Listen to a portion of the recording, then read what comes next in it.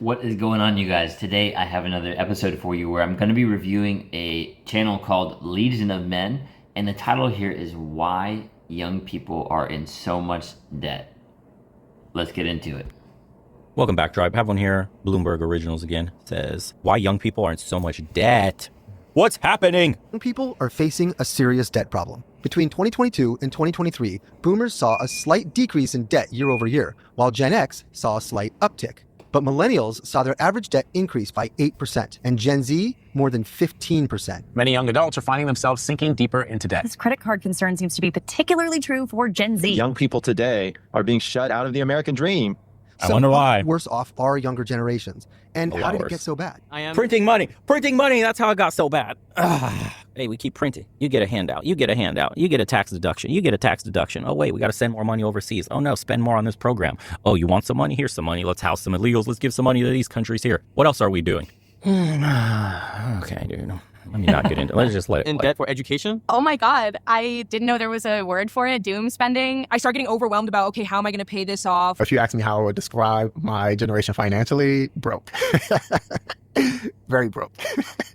The minimum wage is so low and it's not livable. I don't feel like wages have kept up with inflation at all. Do I feel like my income has kept up with the rising cost of food and cost of living in general? Absolutely not. I now make probably just a little bit more than I did when I finished undergrad in 2017, meaning like my income has not gone up much at all. And I have a whole master's degree now. Meet Shaheen. That's important. Did you hear that?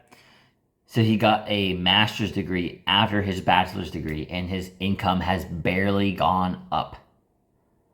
So that means the master's degree didn't do much. And also, with them printing money and inflation, everything's gone up too. So even if his thing had gone up a little bit, the cost of everything went up, way up. So definitely, obviously not an ideal situation. And that's worth taking note of if you're considering school, undergrad, a master's, whatever. Take note of this stuff and really seriously think about what's a best option for you if you've not gone through school yet and you're considering it. Because you might be better off, depending on what you want to do, finding an alternate path. Let's keep going. A licensed therapist living in Brooklyn. The difference between Gen Z, millennials, and the Gen X and the boomers, they had a lot more opportunity because their wages kind of matched up with how much things cost. They're not wrong. Younger people today are making less than older people did at the same age. Adjusting for inflation, 22 to 24-year-olds in 2013 were making almost $52,000 a year. That number today, down to $45,000. And that living in Brooklyn. The difference between Gen Z, millennials, and the Gen X and the boomers, they had a lot more opportunity because their wages kind of matched up with how much things cost. They're not wrong. Younger people today are making less than older people did at the same age. Adjusting for inflation, 22 to 24-year-olds in 2013 were making almost $52,000 a year. That number today, down to $45,000. And that difference puts Gen Z in a tough spot. In 2013, the debt-to-income ratio for the same age group was 11.76%. Today, it's more than 16%. Technically, younger generations today are making more than any other generation did. But when you adjust for inflation, which is, relative to the cost of everything else to maintain a lifestyle, it is less. And from 2021 to 2022, for those aged Way less, because the inflation numbers they're using is what the books have been getting cooked recently with. Like, we know it's way more than what they're reporting. We're being bullshitted. So I wonder just how much lower our debt to income ratio is and purchasing power for the average person. It's got to be absolute shit, straight in the gutter, because I earned more than my father could ever dream of making in a month. And I'm telling you, with his fucking income from 1991, he was in a better position than I was. He could afford more things. He could buy a house. He had money to go on trips, on vacations every year, multiple times. And that's the story with a lot of us. 35 to 44, median income. Yeah, that's a good point. I mean, they're probably going to talk about it more, but like a lot of our parents and grandparents were able to actually just work the 9 to 5 or, you know, do that, stay at the same company the whole time and able to actually save up, support a family, own a home, etc., which is obviously very different right now. So it's quite funny when you see like the two sides arguing and, you know, like some of the older ones. I know there's good older ones too, so don't get this twisted. But I know some of them will be like, well, when I was your age, like, you're not working hard enough, blah, blah, blah, pull yourself up by your bootstraps, blah, blah, blah. It's like, look, you worked hard too. Let's not discount that. It's just been made a lot harder for us with the fence to jump over, right? And they're doing it on purpose. They're for sure doing it on purpose. I mean, the middle class has almost disappeared at this point. And by that, I mean, their middle class has kind of become one with, people not making as much money there. And so they're trying to do this. Like, this is all intentional. Fell 0.8%, compared to a 0.6% drop for those aged 25 to 34. But for the 15 to 24-year-olds, median income fell 5.8%. That means the youngest generation saw the most significant drop in median income when adjusted for inflation. Emotionally, about my wages and income, I cannot tell you how much anxiety I live through on a daily basis. I don't have a safety net. I don't have anybody financially backing me. I don't have a support system. I don't have anybody to go to if I don't hold it all together. And that is anxiety inducing. The gap between wages and cost of living has pushed many younger people to increasingly turn to credit cards to pay for goods and services. Last year, the average credit card balance for early 20-somethings was 26% higher than the balance millennials carried at the same age in 2013. Not only is Gen Z racking up credit card debt faster than any other generation, but 1 in 7 Gen Z credit card users are reportedly That's insane, dude. Maxed out. Why? Because they can't afford anything. What happened? After 2020, everything went upside down. We were on the way to recovery. We were doing just fine until that shit happened. And we had the largest upward transfer of wealth. And society hasn't really fully recovered since then. We've been in a weird limbo and we're printing more money than ever. Inflation is running away from us. The Fed doesn't know what they're doing and people are feeling the crunch for it. I don't see this getting better anytime soon, honestly. How can you turn this around? This has been decades in the making. We kicked the can down the road with 2008. You guys remember that? The housing bubble? We never really solved that problem. We just printed more money, bailed out the banks that were liable for what happened. They gave themselves record bonuses and we were left holding a fucking bag. We didn't fix anything. And so now everything is just like exacerbated to the point where like, damn, we can't really afford shit. People are having to choose between like turning on the electricity, heating their home, or got to buy the store brand shit now and got to get a huge sack of rice. And I'm on the rice and beans and whatever other shitty cut of meat, if you can't even afford that diet now. People are making hard choices. In America, in Western Europe, we're not talking about some ghetto ass broke. No, dude, these are normal people that had their quality of life basically cut in half. maxed out. In this period of high inflation. Yeah, let's talk about that for a second too, because they want you to eat crap food. They want to homogenize or basically make the middle class and lower class one and make the gap huge to be able to reach upper class and be financially abundant. Like, this is all by design. So this is no coincidence for sure. And two important things about what he mentioned as well. I'm not sure if you know this, but there's a lot of companies. I'm going to say that again. Companies, businesses, big businesses, really wealthy people who have bought all apartment complexes, land. So you're going to be renting forever rather than being able to own a home like people used to. Maybe our parents or grandparents, where it was, let's just say it, easier to reach that point. They still had to work hard, of course. They're making the fence or the hurdle higher for us.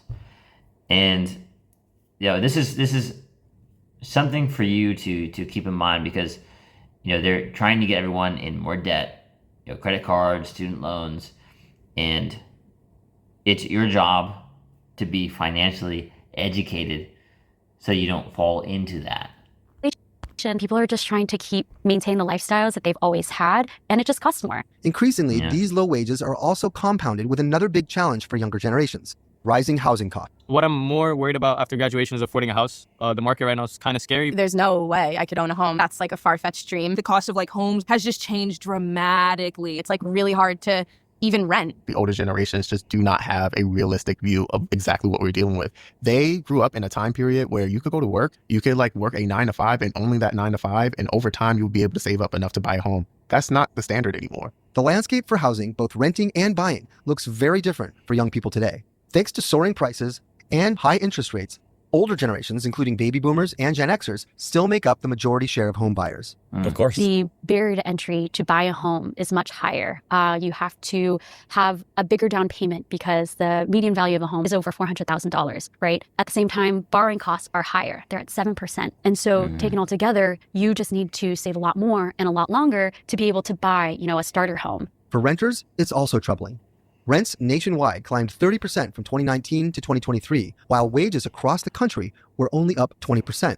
Housing costs are just taking up that much more of their paycheck. The rent goes up every year. The wages do not. Depending on the month, it can be upwards of like 50% of my income. Between housing being so expensive and income not keeping up with inflation, the debt crisis for younger generations has only intensified. But for many, including Shaheem, there's another much larger obstacle looming over them. If I had to say which debt scares me the most, it is hands down my student loans. My tuition is around $90,000 a year, which is insane. You meet someone from another country and they're like, it's what? Like, that's a lot of money. I don't know the balance. Last time I checked, it was upwards of $150,000-$60,000. One of the biggest debt burdens that they'll take on, and one of the first debts most Americans take on. More than ever before, the very thing young adults are told to do to secure their future is one of the biggest reasons that the future is increasingly in doubt. We're seeing. All right. Perfect place to add this in because we've already been talking about it, right? They teach you to get into large debt for student loans and a mortgage. Remember that. They want you in so much debt that it's hard to get out. And you can figure out a way out. Don't get me wrong. They're designing this so the hill is that much steeper for you. Remember that because you can actually set your life up by design so none of this is a challenge for you. And I think the issue here is that they're also not teaching financial education in school at all. I wish that I had it, right? You might be able to do it if you get homeschooled, right? But this is really important because not only younger people, older people have issues financially too. I know a lot of grandparents or seniors that didn't save properly for retirement, and some nursing home costs are like $6,000, $7,000 a month for full-time care if they need the extra. They need them watching them the whole time and giving them their medications, making sure they don't fall, like all this stuff, right? $6,000 to $7,000 a month, and you expect someone from that previous generation to have saved that much by that point? There's some people that have, and I think there's a lot of people that haven't too.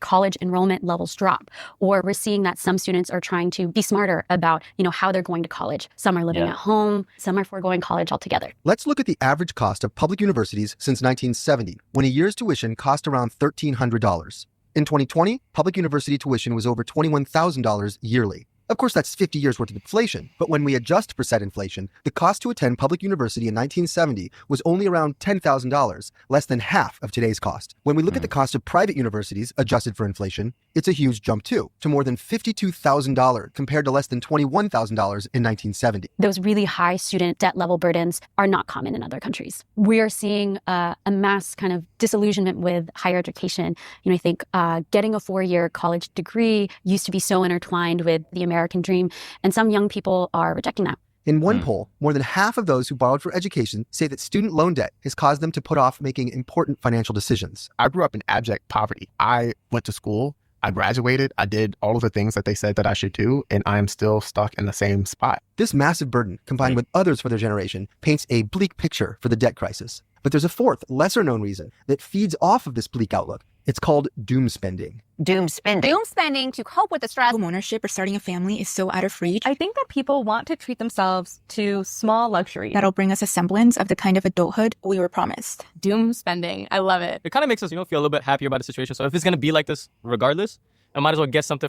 That's the feeling they have, doom, impending doom. Like they have no say in the future, no stake. Like there's nothing they can do. The door isn't clear for the next 10, 15, 20 years of their life. So they don't want to make a plan. They're too anxious and stressed out and depressed. So they'll go and use, this is what I've been saying the whole time, doom spending, right? Check this out. We said that society is set up in a way to make you vulnerable emotionally, to separate you from like a man from a woman, to get you hating each other with the culture wars and the tribalism, right? The political extremism on both sides, right? They're at the top. They're making a society where they're getting you emotionally vulnerable because people that are emotionally vulnerable spend money on product. They gave it a cute little name called doom spending. But what it really is the system has been designing society in this direction precisely for this reason. You will own nothing and you will be happy. You will not afford a car. You will not afford a house. And the only things you can buy will be little trinkets. The rest you will pay, just like rent, monthly, little subscriptions, little services here and there, forever, for life, because that's how they make the most money off of you. This is the system that they're creating. It's happening before your very eyes. Here it is. Here's the first iteration coming to life now. We gave it a name, doom spending. I must cope with my feelings of isolation, hopelessness, and insecurity by spending on little trinkets to make myself feel better, the little dopamine hit. For myself that I like and enjoy. Holy shit.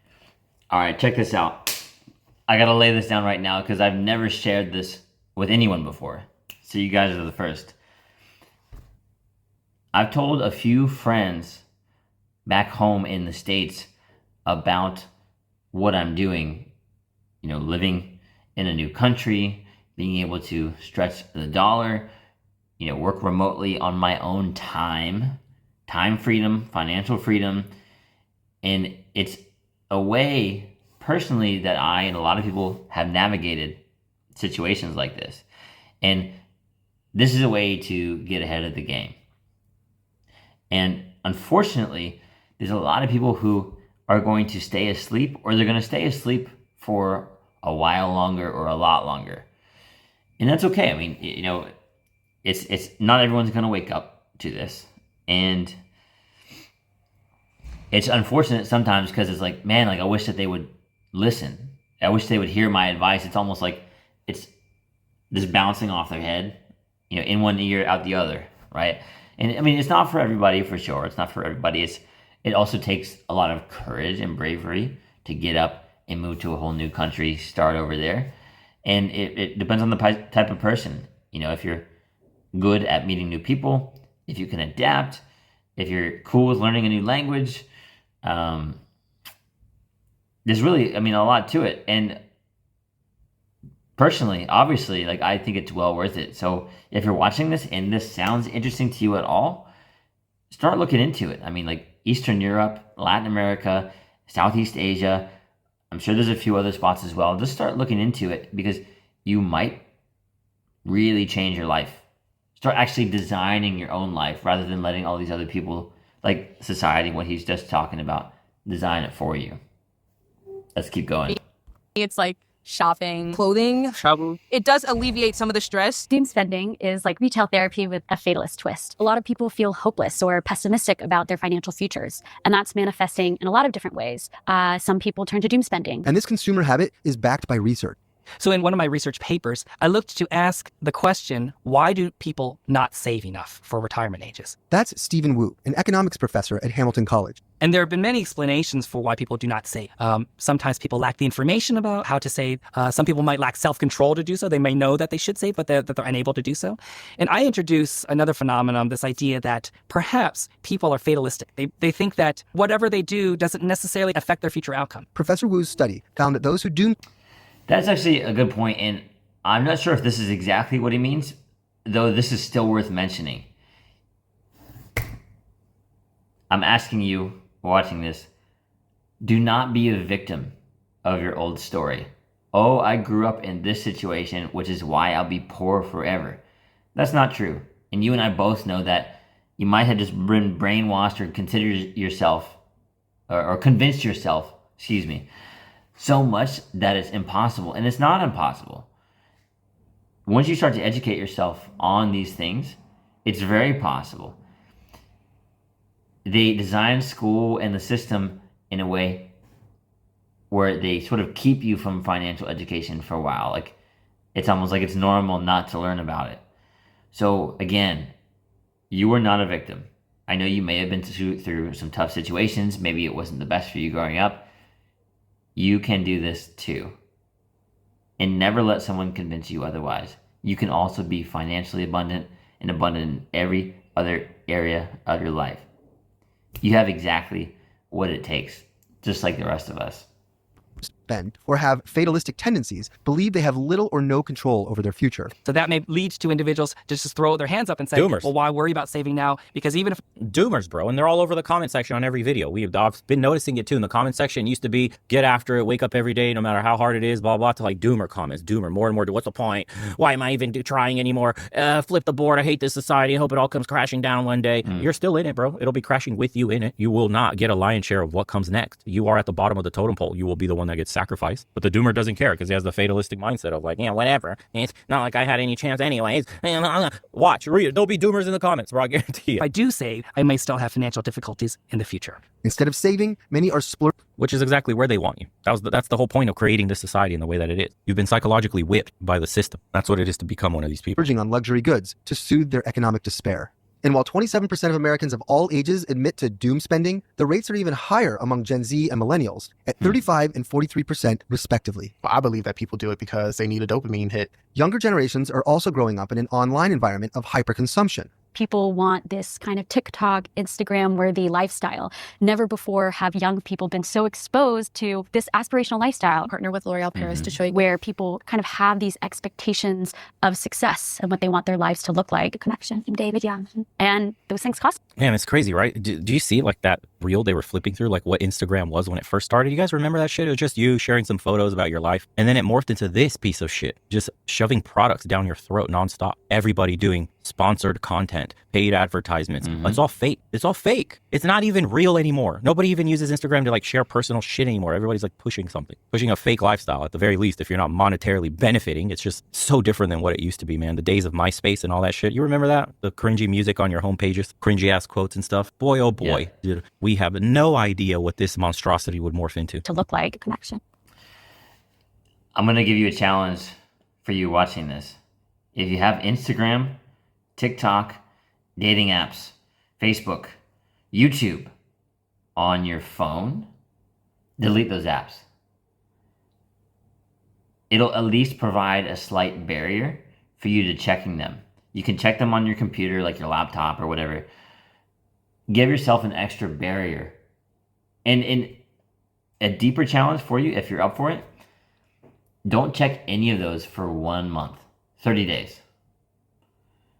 And tell me, come back in the comment section of this video afterwards and let me know how you felt. Because if you detox yourself from that dopamine and other people hijacking your attention all the time, you'd be amazed by the kinds of results that you can get and how much better you'll feel in your daily life. David, yeah.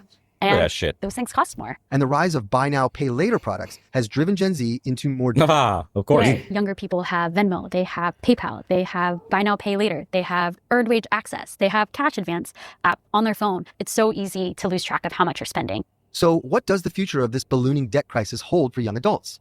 Dumb. Many are looking to the government for help, but young people would need sweeping policy change to truly lessen the burden of debt. The emotional toll on younger people facing this debt crisis is immeasurable. There is a lot of uncertainty, and I think perhaps we may see people saving less. When those generations get older, they may be less prepared for retirement age. Younger generations face some of the most difficult economic headwinds of their time that are forcing them to take on more debt to achieve the same lifestyle that generation. What are you talking about, lady? Pull yourself up by your bootstraps, you fucking lazy bum. You just don't work hard enough. You kids don't know what hard work really is with your phones and them goddamn tablets in them phones. All you do is scroll all day. Get a job. Anyways, boomers who bought their houses for like 2 fucking chickens and half an egg. We're not trying to hear that shit. You can hardly open an email. I try this shit on every boomer. I know there's older guys in here, women as well, that know how hard it is because they have kids. But there are some in your generation that just have their head up their ass. They have no idea what it's like. Holy moly. If you think that's really what it is, just pretend you were 20 years old again. Just pretend, for me. Go over on Zillow or whatever, like apartment.com, and try to rent a place in your neighborhood right now. Just rent. Just pretend you just graduated college and you're making whatever it is that job pays, and just try to pay for all the shit you have right now. Yeah, it's kind of wild. Awesome, guys. Definitely a good video here. And one last thing worth mentioning, actually, what happened with Schmovid basically shut down. It was another thing by design, by the way. I think a lot of us know this already. They created a situation where a lot of entrepreneurs and creatives who started their small businesses got shut down because of that. So that, again, created a larger gap from the lower and middle income to the upward transfer of wealth to all of the upper class. So remember this, all this stuff is by design, and that's a good note to leave this video on is let's start financially educating ourselves together. If you learned anything recently, hey, share it in the comments below. I'm going to start sharing my new beginners financial education with you guys on this channel as well, so we can learn and grow together. If you made it this far, thank you for watching. Go subscribe to Legion of Men. He's got a great channel as well. Like, comment, subscribe, and I'll see y'all in the next one. You got this, bro.